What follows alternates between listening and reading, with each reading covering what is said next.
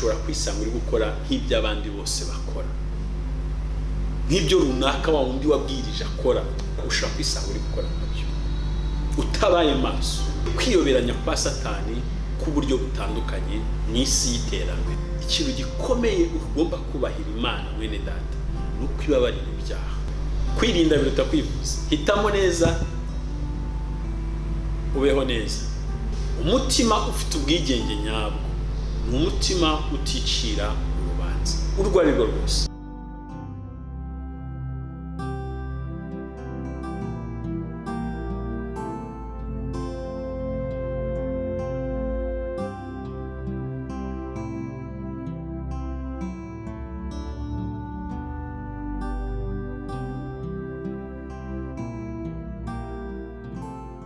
Satani nta mpuhwe agufitiye ku buryo yaguha umwanya wo gutekereza ku bibi ugiye gukora. Nta mpuhwe agufitiye, nta nkeya, ntazo. Azi neza ko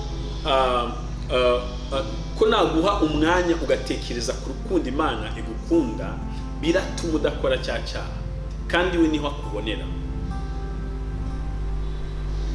Maze rimwe na rimwe nyine yaguha umwanya ukabitekereza, birumvikana kurabireka, arabaguhombye. Niyo mpamvu aragushyiraho igitutu, ukibwira ko hari n'udakora cya cyaha urapfa, ukumva umeze uri pressed, mbese hari ikintu kiri kugutsikamira, kiri kugusunika, ukumva nkaho wameze amababa yo kwinjira mu cyaha. Ariko uyu munsi wa none ndagira nkubwire yuko uwo ni umugambi wa Satani, ni umugambi wa sekibi, ni umugambi w'umwanzi, ni umugambi w'ikibi. Ntabwo Samsoni yigeze ahabwa umwanya wo kwitekerezaho mu gihe cyiwe. Munaziri w'Imana Samsoni, Bibiliya itubwira, ntabwo yigeze ahabwa umwanya wo gutekereza impamvu y'ubuzima bwe, watekereze impamvu Imana yamuremye, impamvu yamushyize mu gihe runaka kugira ngo arengere ubwoko bwiwe. Ntiyigeze atekereza impamvu Imana yamugize uko yari ari mu gihe yari ari. Ahubwo Delila yakomeje kumwagaza, akomeza kumwegereza, akomeza kumushukashuka, akomeza kumwereka yuko ari umukunze kurusha abandi. Niko byagezeho ageraho amubwira ibanga ry'ubuzima bwe, amubwira ibanga y'impamvu abayeho, amubwira ibanga rituma adatsindwa. Imana itugirire neza. Amubwira ibanga ry'uwo ari we. Nta kindi kintu cyavuyemo nyuma yo kuvuga ko imbaraga ze ziri mu musatsi. Nta kindi kintu cyavuyemo uretse kunogorwa amaso. Mbese nawe uyu munsi wa none urindiriye kunogorwa amaso kugira ngo wumve, urindiriye n'urugero ingaruka z'icyaha, ukeneye ingaruka z'icyaha. Ese ntabwo twabireka bitari byaba? Ntitwabikumira bitaraba? Ni ngombwa ngo tubigeremo tubone kubimenya. Mwene data, hitamo neza ubeho neza. Hitamo neza ubeho neza. Kuba muri Kristo Yesu ni ubuzima. It's not, ntabwo ari umwambaro, ni ubuzima. Niyo nakambura ishati nambaye nakomeza nkaba umukristo. Umuririmbyi ijana n'umunani ngo nge ndi umukristo, ngo nzahora ndiwe, ngo mu bihe byose, mu bintu byose, ngo naho igihugu cyose cyandeka, I will stay, I will remain, nzakomeza mba umukristo. Mbese wowe uyu munsi wa none kuba udakora icyaha ni ukuri umukristo cyangwa nuko wabuze amahirwe yo kugikora? Kuba udasambana ni uko ari ubukristo cyangwa nuko wabuze amahirwe yo mubikorana? Kuba utiba ni uko uri umukristo cyangwa nuko wabuze amahirwe yo kwiba? Kuba utabeshya ni uko uri umukristo cyangwa nuko utari wagera mu bintu bigutera kubeshya? Nahanjye nahawe, tubitekerezeho neza, tubitekerezeho. Inkingi ya karindwi iragira iti tugihumeka ntaho Satani atageza umwambi. Tugihumeka dukwiye kumenya ko nta hantu Satani na hamwe adashobora kugeza umwambi. Ntaho. Mu nzira nyobokamana hari abibwira ko hari urwego bagezeho ku buryo Satani adashobora kubagusha cyangwa se kubarasa. utuma bakora ibyaha, bakumva ko hari ubuzima bagezeho, bakumva ko hari ibyo bari byo. Bene aba bantu akenshi dushobora kubasanga mu bavuga ubutumwa bakomeye, baba baririmbyi cyangwa se ababwiriza ijambo ry'Imana. Umuntu akabaho ariko akumva ni umuntu wageze kuri niva adashobora gusubira inyuma. Ni byiza ariko nanone bishobora guteza ikibazo. Cyangwa se abantu dushobora kubasanga mu bashumba b'amatorero, apostles, pastors, n'abandi abihaye Imana ndetse no mu zindi ngeri zitandukanye. Aba bantu tubasanga. Niyo mpamvu bene aba bantu batekereza ko bagezeho Satani atabasha gutera ibuye.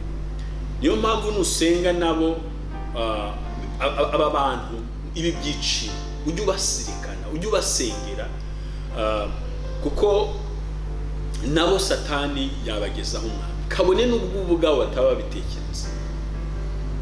Mu nzira nyobokamana harimo byinshi umugenzi asabwa kwigengesera.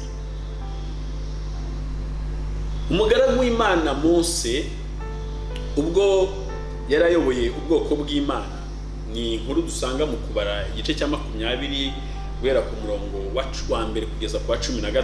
Nububasha ubisome. Yarayoboye ubwoko bw'Imana bugera mu butayu aho batabasha kubona amazi. Yari inshuro ya kabiri. Imana iramubwira ngo fata inkoni yawe ugende ukubita igitare, nurangiza ubareke banywa amazi n'imikumbi yawe. Mose kubera umunaniro n'ibitutsi bari bamututse, arangije aho gukubita igitare inshuro imwe agikubita inshuro ebyiri. Arangije akoresha n'amagambo mabi, navuga ngo mabi, aravuga ngo nuko mwabagome mwe. Mbese amagambo nk'ayo, mbese mutekereza ko dushobora kubakurira amazi mu iki gitare? Mwani magambo ntabwo agiye kujyana ubutumwa Imana imuhaye, ahubwo agiyeyo nk'aho ari we the creator, nk'aho ari we muremyi w'ibigiye gukorwa. Imana ikeneye ko ibyo uzakora byose ujye ubikora as a servant, nk'umukozi, nk'umugabura, nk'umuhereza w'iby'Imana yaguhaye. You are not the right creator, you are a servant of God. Uri umukozi w'Imana, ntabwo uri umuremyi wabyo. Niyo mpamvu nidusaba tujye tubasengera bene aba bantu, kuko nabo bashobora kugwa. Nuko ngo Mose akubita igitare ziriya nshuro ebyiri. Uzi icyavuyemo? Imana yise we na Aroni ibasezeranya isezerano ribi. Nabwira ngo Imana izari gusezeranya nawe, nimbabwire yuko kubw'ibyo bakoze batagaragaje gukiranuka no kwera kw'Imana imbere y'ubwoko bwayo, ngo isezerano rirahindutse. Nta numwe muri buzabasha kugera hehe mu gihugu cy'isezerano. Ntibihindutse. Hari umuntu wabaye inshuti n'Imana nka Mose, yaganiraga n'Imana nk'uko tuganira, ariko ku munota wa nyuma birahinduka. Mwani magambo nakubwiraga ngo ntaho Satani adashobora kugeza umwami, nta kigero wageraho Satani atabasha kugezaho umwami. Ahubwo inama dukuramo ahantu ni biratangaje ko umuntu ashobora kubona agiye guhura n'umuserebanya, agasimba cyangwa se agakoko akariko kose, yarangiza agatabaza akavuza induru. Bikunze kuba ku badamu cyangwa se ku gitsina gore cyane, ariko n'abagabo bitubaho. Ugatabaza ukavuza induru ukavuga ati mu ntabare, ariko ukabona umuntu ari mu nzira imuganisha ku cyaha. Yarabibona neza ko agiye gukora icyaha, ariko ntabone ubushake bwo gutabaza, ntagire umutima wo kuvuga ngo Mana ntabara, ntagire umwanya wo kubwira umukozi w'Imana ati musengere ngeze mu bihe bikomeye, ndabona ngiye kugwa mu cyaha cy'ubusambanyi, ndabona ngiye kugwa mu cyaha cy'ubujura, ndabona ngiye kujya mu cyaha cy'ubugome, ubwicanyi, umutima wanjye ndakunze runaka. Agakomeza akabibika,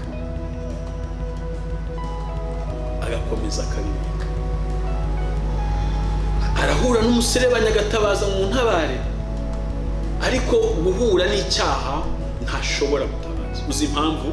Nuko twamaze kumenyera ibyaha. Twaramenyereye ko none ngikora, ejo nkihana nkababarirwa, ejo nkongera cyangwa se nkanabana nabyo ntanihannye. Ariko uyu munsi wa none ndakwibutsa yuko dukwiye kumenya abo turi bo, niba turi aba Kristo cyangwa se turi aba Satani. mani magambo nta kazuyazi gakwiye kubamo mu byo tubayemo mu rukundo rw'Imana, mu kubaho imbere y'Imana. Imana itugirire neza.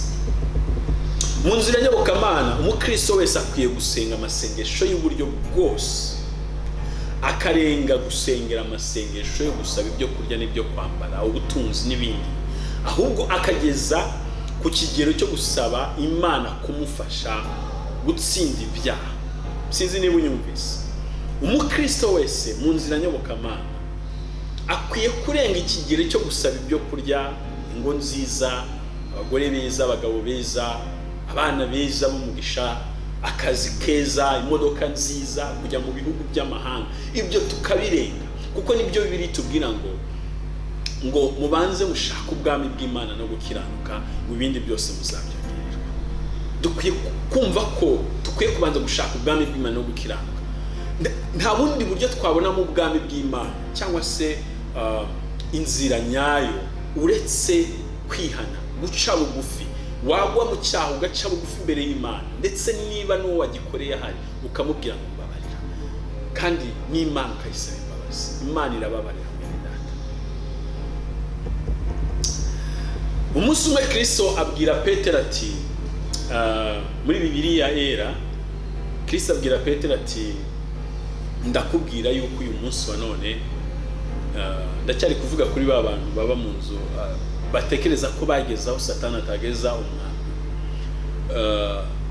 Kristo abwira Petero ati, ndakubwira ko uyu munsi iri joro inkoko itaza kubika inkoko itarabika iri joro uri bunyihakane bugira gatatu. Ibyo ngibyo uzabisanga muri Matayo igice cya 26 umurongo wa 31 kugeza kuri 35. Petero uzi ikintu yamusubije? Petero Kristo amaze kumubwira utyo yaramubwiye ngo naho byatuma mfana nawe ngo sindi bukwihakane na hato. Uzi impamvu Petero yaba yaramusubije atyo? Hari icyo mbitekerezaho, reka ngikubwira. Ntekereza ko ari uko Petero yari ataramenya ko yambaye inyama n'amaraso, cyangwa se yari ataratekereza isi yari agiye kwinjiramo. Yabonaga ahora agendana na Kristo, akumva ko ubuzima ari bwiza.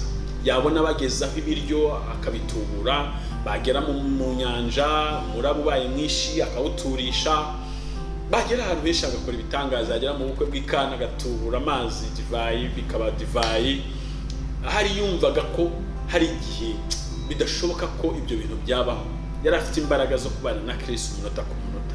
Ariko igihe kiragera, Kristo atangira kumubwira ibigiye kuba. Aramubwira ngo inkoko itarabika uraza kuba umwihakanye gatatu. Naho Petero ati n'ubwishongore bwinshi ngo ntabwo naho byatuma mfana nawe ngo sindi bukwihakane na hato. Impamvu nuko Petero yari ataramenya ko nkuko maze kubivuga ko yambaye inyama n'amaraso, kandi ko gucika intege bishoboka. Mu Kristo mwene data ukwiye kumenya ko isaha n'isaha, umunota ku wundi, segonda ku rindi ushobora gucika intege. Waba nk'abandi bose, wakisanga wabaye mu cyiciro utigeze witekereza kubamo, wakisanga uri gukora ibintu utigeze utekereza kuba wazakora, utabaye maso ngo kandi wemere kuri umunyantege nke muri ino si, mu isi y'icyaha, mu isi y'ikoranabuhanga, mu isi y'iterambere, tuvuge by'iterambere. Ushobora kwisanga uri gukora nk'ibyo abandi bose bakora, nk'ibyo runaka wa wundi wabwirije akora, nk'ibyo babandi uhora uvuga ngo ni abanyabyaha bakora. Ushobora kwisanga uri gukora nabyo utabaye maso. Nge nizera ko iyo Petero aza kuvuga ati nibyo birashoboka, none data Mana Yesu Kristo ndakwinginze unshoboze ibi bintu ntibimbeho, akabyumva akabyakira, yarangiza akemera intege nke ashobora guhura nazo. Nizera ko Imana yari kumushoboza iki gikombe kikamurenga niba byari ngombwa, igikombe cyo kwihakana Kristo kikamurenga. Ijambo ry'Imana muri Yeremiya 33:3 riragira riti, ntabaza ndagutabara nkwereke ibikomeye biruhije utamenya. Ntabaza ndagutabara nkwereke ibikomeye biruhije utamenya. muri bimwe Imana itubwira biruhije tutamenya ishobora kudukiza, nkuko nabivuze, ntabwo ari ibyago, ntabwo ari ugupfusha, ntabwo cyane ko burya iyo umuntu apfuye nkeka ko gupfa nabi ni ukuba mu byaha, ariko burya upfuye akijijwe, burya umugeni abatashye, iyo umuntu upfuye akijijwe abatashye ntabwo abapfuye, aba yitabye Imana. Nibyo navugaga, nkeka ko muri bimwe Imana itubwira itwereka bitaraba iyo twayitabaje, itwereka n'ibyaha dushobora kugwamo, itwereka ahantu Satani yagambiriye ko dushobora gutsikira, itwereka imitego ya Satani yaduteze, itwereka ibyigaragaza nk'amahirwe kandi atari amahirwe, itwereka kwiyoberanya kwa Satani ku buryo butandukanye mu isi y'iterambere, the so called iterambere, mu byo twita iterambere.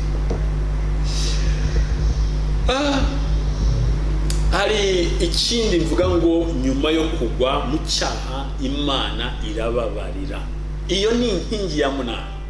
Nyuma yo kugwa mu cyaha Imana ishobora kukubabarira kandi rwose pe. Nyuma yo kugwa mu cyaha runaka, ikintu gikurikira iyo tutabaye maso, Satani atangira kutuganiriza, akadutera ubwoba, akabanza kukwereka ko wakosheje cyane ndetse ko n'Imana idashobora kukubabarira. Urumva icyo kintu? Ariko umuririmbyi aravuga ngo tukwijejwe cyane cyane nuko ushobora byose kutweza no kudutunganya ibyo twagucumuyeho. Ikintu gikomeye ugomba kubahira Imana mwene data nuko ibabarira ibyaha. Imana ibabarira ibyaha, irakweza ikagutunganya, ngo niyo byaba bimeze bitukuye tukutuku, ngo irabyeza bigasa na sheregi, ugakizwa, ukagenda wumva wemye nta kiguciro ubanza.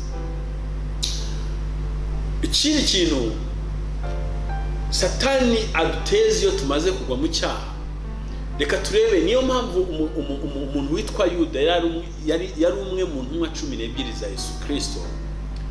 Uyu Yuda ntabwo mu mafaranga yahawe amaze kugambanira Kristo, amaze kumukorera ubugambanyi, amafaranga yahawe ntiyigeze ahabwa n'umwanya wo kuyarya, kuyenjoyinga, byandi twita kuyenjoyinga.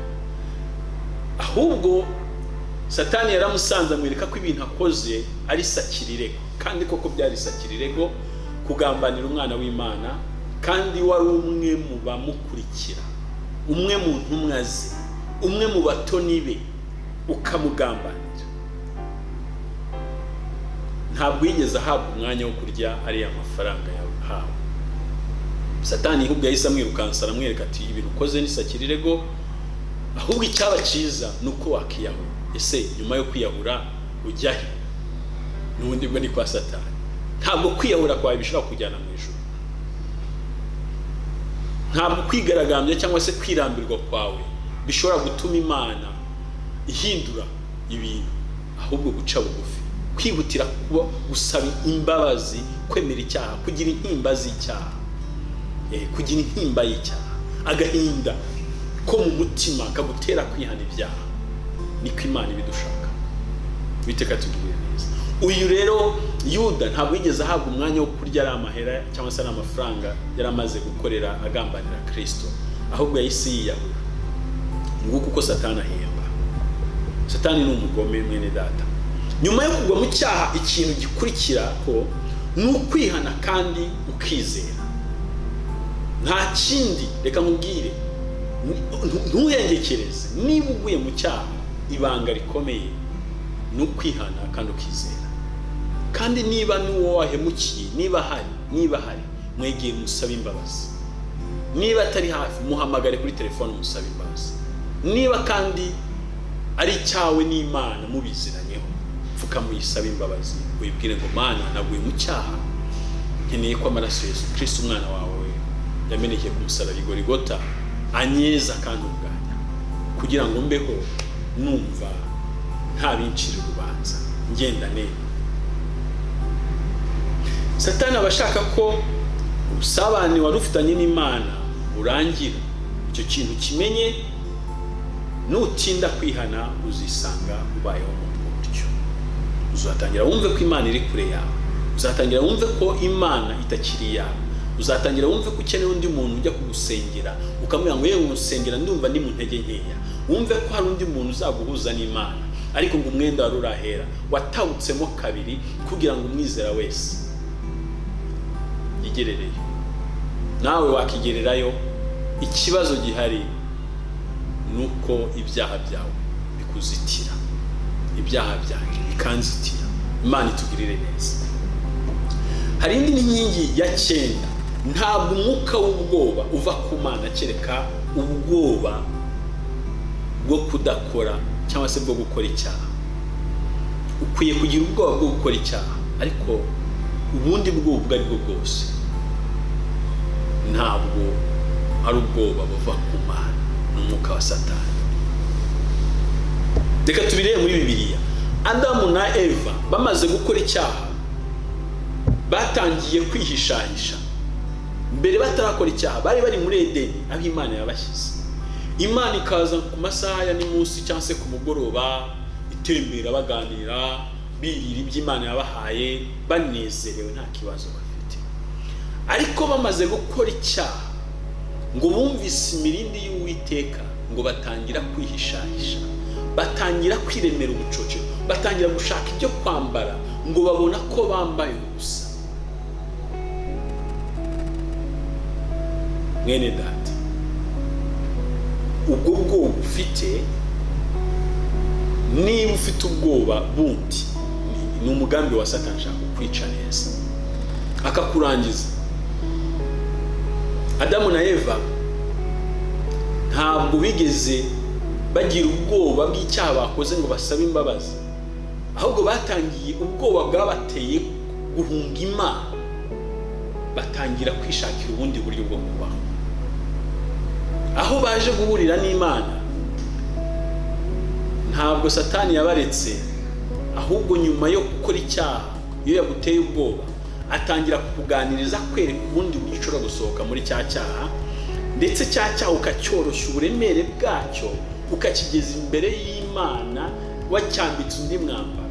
Ariko Imana ntabwo ushobora kwafata ikintu cy'umukara ngo cyambike umweru ngo kugira ngo Imana izakibone nk'umweru. Ntabwo ushobora gufata icyaha ngo cyambike ikintu cyiza imbere y'Imana ngo hari ngo ntizakibone. Uyu Adamu na Eva Satani ababeshya yuko hari nibatangira kubeshya Imana iraza kwisubiraho. Imana ibajije Eva ibyo yakoze, aravuga ngo ni inzoka yanshutse. Naho Adamu nawe aravuga ngo ni wa mugore w'Imana. Mwene magambo, nta muntu n'umwe muri aba babiri bashaka guca bugufi bavuga ngo Mana twakosheje, Muremyi wacu, Mubyeyi wacu twakosheje, none turaje ngo utubabarire. Ahubwo bose bashyizeho impamvu zituma bakora icyaha. Ndagira ngo ubwire ko nta mpamvu n'imwe ihari yo gukora icyaha.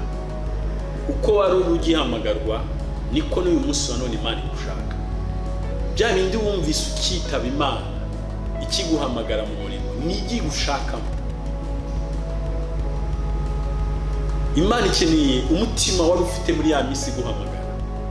Umunsi wibwira Yesaya ati nabonye umuntu ufite umutima uteye uko nshaka. Buri Imana ijya kugushyira muri position runaka, niko yabonaga ifite umutima uteye uko ishaka.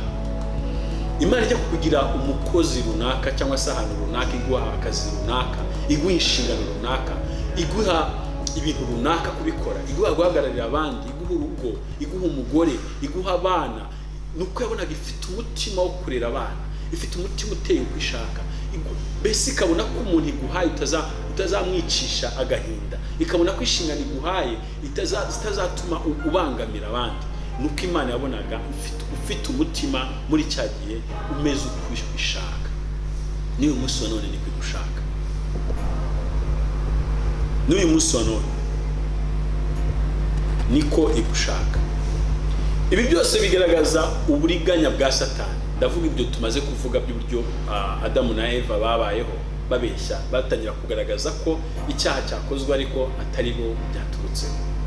Buri wese yaragihungaga. Ibi bigaragaza rero uburiganya bwa Satani. Arabanza akadutera ubwoba, yarangiza akatwigisha uburyo tuza kwikura muri bya bintu, either tubeshya, twica, yewe twongera no gukora ibindi byaha, kuko uko tubitinda muri ko dukomeza twiyaruriraho ibindi byaha, ngaho kubeshya n'ibindi nk'uko tumaze kubivuga. Uko utinda utekereza ko Imana idashobora kukubabarira, iyo Satani yamaze kugutera ubwoba, mu gihe ukiri mu gahuge ukigibazaho, iyo utabigize umuco ngo cyaha ukigira umuco, uhita ugwa mu kindi cyaha nyine byihuse, ukakigwamo ukagikora. Ibuka Kayini n'umuvandimwe we Abeli ngo bagiye gutamba igitambo ku byo bari bamaze bakorera. Umwe yari umuhinzi, undi akaba umworozi. Nuko ngo Kayini atamba ibye, ngo ituro rye riragawa, iry'Abeli murumuna we riremerwa imbere y'Imana. Uzi ikintu cyabayeho? Kayini ntabwo yatekereje ko akwiye gusuzuma imikorere yewe, igitambo cye cyangwa ituro rye, ahubwo Satani yaramutwaye. Ntabwo yamuhaye akanya ko kwisuzuma ngo asabe imbabazi cyangwa yikosore, ahubwo Satani yamweretse ko ari umwanya mwiza wo gukuraho murumuna we Abeli, kugira ngo hari umwanya yari afite awugemo. Arangije yica Abeli. Ese ibi yabikoze kugira ngo hari ijisho Imana yarebaga Abeli irimureba? Ndagira nkubwire yuko niba ugambira ko hari ikindi kintu wakora nyuma yo gukora icyaha kugira ngo Imana ikurebe neza, kitari ukwihana, icyo ari cyo cyose ntabwo bizagukuraho icyaha wakoze. Uyu Kayini, umwanzuro Imana yamuhaye, yamugize igicamuke, kandi imusezeranya ko ntawe uzamwica. Iravuga ngo ntawe uzakwica, ariko ubuzima bwe bwabaye kuba igicamuke, ni nk'umusazi ku gasozi. Ntabwo ibyo wakora byose bishobora gukuraho icyaha mu gihe utakihana. Umwanzuro ku cyaha ni ukukihana, kandi neza imbere y'Imana cyangwa se niwe wagikoreye, kandi ugasaba imbabazi, ukizera ko n'Imana iziguhaye.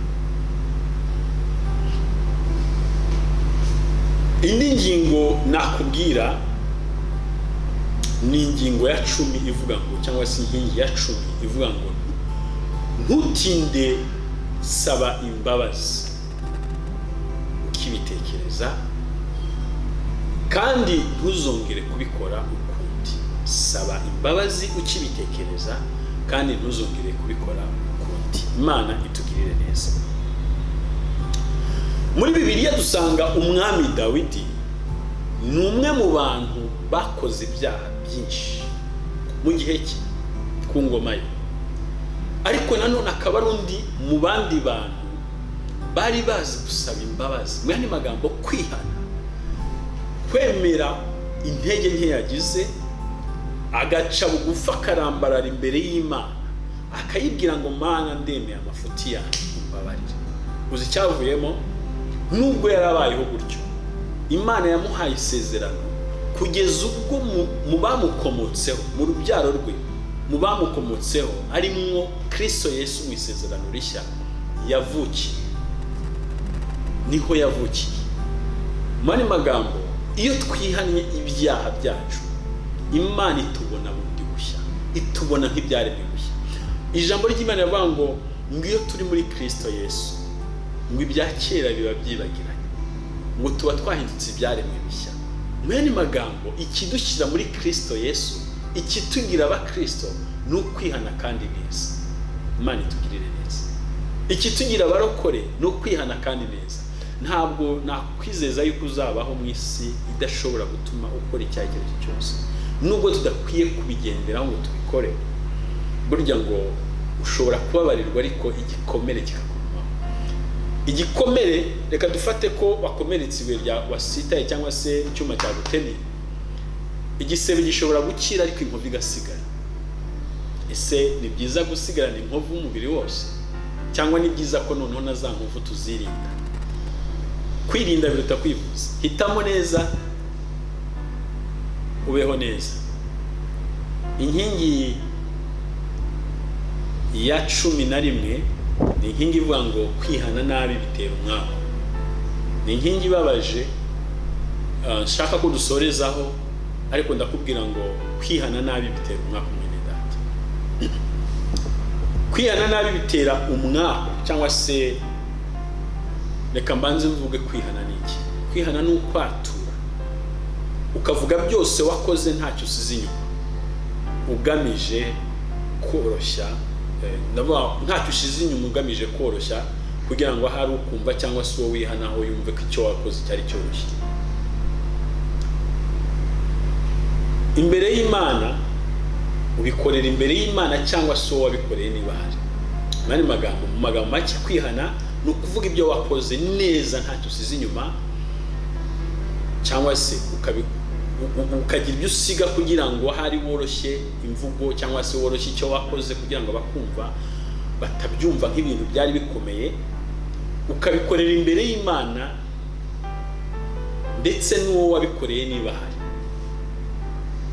Iyo wihaniye nabi rero, ndavuga guhindura imiterere y'icyaha wakoze, nkuko Adamu na Eva buri wese ajya avuga ngo ni inzoka, undi ati ni wa mugore wampaye, bituma utegereza amasezerano kugeza igihe utayaboneye. Murabizi neza ibyabaye kuri Adamu na Eva. Bamaze gukora icyaha, umwe yamuhaye isezerano yo kubyara babaye, undi imuha isezerano y'uko azarya yiyushya kuya. Bagabo bene data, gukora ni isezerano, ntabwo ushobora kubaho utakoze. Ni isezerano burya twahawe mu gihe cya Adamu na Eva bamaze gukora icyaha, niba utari unabizi. Niyo mpamvu hari umugisha Imana igenera abantu bakoze, yabakijijwe cyangwa adakijijwe. Niyo mpamvu nawe nkanyuzemo aka kantu ubwire ngo tugomba guharanira gukora, kuko riri rimwe mu masezerano Imana yahaye abakurambere bacu mu buzima tubayeho. Iyo nkuko maze kubivuga, tugomba kwihana tubikorera imbere yabo twabikoreye, twahemukiye niba bahari, ariko nanone tubikorera n'imbere y'Imana.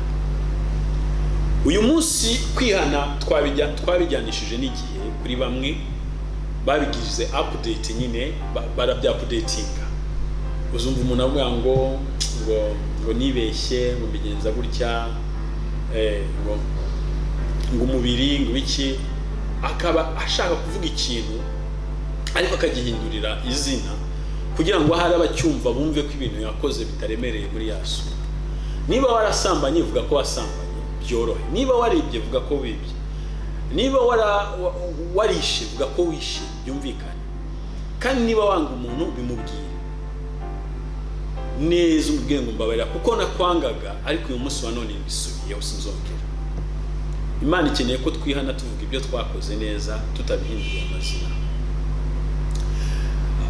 Aba bantu rero babyambika indi myambaro, ugasanga rimwe na rimwe n'ibyo bihaniye, ibyo biswe ko bihaniye byagumye muri kamere zabo. Kubera iki?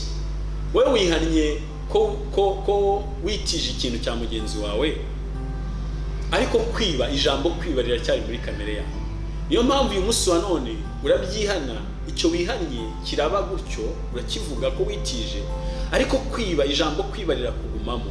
Niyo mpamvu ni ikibazo cy'igihe uzongera ubikore. Niyo mpamvu mwihana ibyo mutakoze. Kwihana icyo utakoze ntibibuza icyo wakoze kuguma muri kamere yawe. Rimwe na rimwe twibwira ko tubeshya abo tubwira n'Imana, ariko burya nitwe tuba twibeshye iyo tubikoze nabi. Kandi nkuko nabivuze, kwihana nabi bitera umwaka. Hari icyo nkwibariza, niba uri muri aba bihana muri ubu buryo, cyangwa se mu buryo bwo koroshya ibyo bakoze, kuki iyo twatura cyangwa se iyo watura icyaha kiba cyorohejwe, ukacyoroshya, niba cyari gifite nk'ibiro 100 ukakigira nk'ikiro 1 cyangwa inusu, ndetse ubyumva akibwira ko byari ibintu byiza, kuko wamaze kubyoroshya, wabihinduriye amazina, wabyambitse indi myambaro. Ubundi cyaba kiza suko ibyo bintu wabigumana ukabana nabyo, aho kwirirwa ubyato. Nose niba ari byiza uri kubivugira iki? Niba ari ukwitiza, ari utitiza mu buzima, uri kubivugira iki? wabiretse ukabigumana. Mureke tuvuge icyaha uko kiri, bizatuma dushobozwa kunesha ibiri imbere. Tuvuge ibyaha uko biri, uko twacumuye, tubivuge uko biri, bizatuma tubasha kunesha ibiri imbere yacu. Kubw'amaraso ya Yesu Kristo haracyari ibyiringiro yuko igiti cyatemwe kibasha kugira amashami, meza kandi y'ibitontome, kibasha kongera kigashibuka kubw'amaraso ya Yesu Kristo. Niba uyu munsi wa none soza wari ufite intege nke, watewe n'icyaha wakoze, ndagira ngo nkibutse ko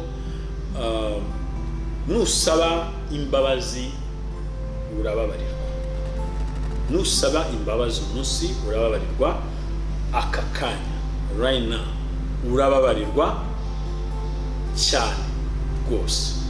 Bene data, umutima ufite ubwigenge nyabwo ni umutima uticira urubanza. Subiremo, umutima ufite ubwigenge nyabwo ni umutima uticira urubanza urwo ari rwo rwose.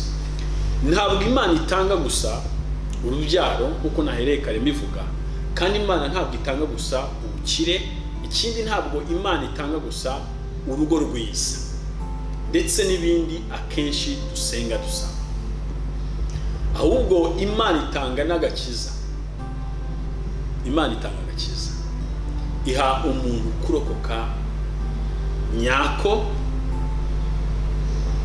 iha uwayitabaje kuba maso mu nzira nganamana. Niba uyitabaje izagutabara. Uyu munsi hamagara hari uwakwitaba. Uranyumvise neza? Uyu munsi hamagara hari uwakwitaba, hari ukumva. Kristo arakumva. Yesu Kristo agutegeye amatwi mwene data. Hari icyo Kristo yagufatiye kandi ni cyiza. Nsoje ngira nti imbere ni heza hamwe na Kristo Yesu. Imana iguha umugisha wowe wabanye natwe kandi ukomeje kubana natwe. Nizera ndashidikanya ko iki cyigisho cyangwa se izi nyigisho zagize umumaro mu gihe cyawe kandi urimo. Zisangije abandi kandi benshi. Wibuke kudushyigikira ukora subscribe. Ntabwo ibi tubivuga mu rwego rwo gucuruza, ahubwo tubivuga ko tuzi neza yuko n'abatavuga Imana murabikora. Si byo se? N'abatavuga Imana, n'abatamamaza ubutumwa bwiza murabikora. Uyu munsi wa none ndabigusabye mwene data, ntugende udakoze subscribe, kuko iyo ubikoze ubushyigikiye ivuga ubutumwa kandi ryiza. Uba wamamaje ubutumwa bw'Imana. Ukore na share, ukore na comment. Watubwira hasi muri comment icyo wumva twavugaho, twaganiraho ubutaha, cyangwa icyo wumva twakongeramo, icyo wumva twakosora, byadufasha bikaba byiza. Kandi nawe niba hari icyo ufite watuganiriza, wazaduha gahunda tukazagushaka tukaganira. Imana ibaho umugisha. Shalom shalom. Mwari kumwe na Ndahimana Pascal. Iyi ni Nziza Gospel. Twamamaza ubutumwa bwiza binyuze kuri muyoboro. Tubane muri byose naho utaha. Imana ibaho umugisha. Niba hari isengesho Imana yumva cyane, ni isengesho ry'umuntu usenga asaba imbaraga agamije kuyihesha icyubahiro. Ikindi kintu kimwe kiranga Imana yacu irera kandi irakiranuka. Ntabwo ishobora korohera icyaha. None se kuririmba ko warokotse, iyo usubije amaso inyuma wowe ubona yararokotse iki? Niyo mpamvu aragushyiraho igitutu ukibwira ko hari n'udakora cya cyaha urapfa. Ingaruka z'icyaha, ukeneye ingaruka z'icyaha. Ese ntabwo twabireka bitari byaba? Hitamo neza, ubeho neza. Kuba muri Kristo Yesu ni ubuzima.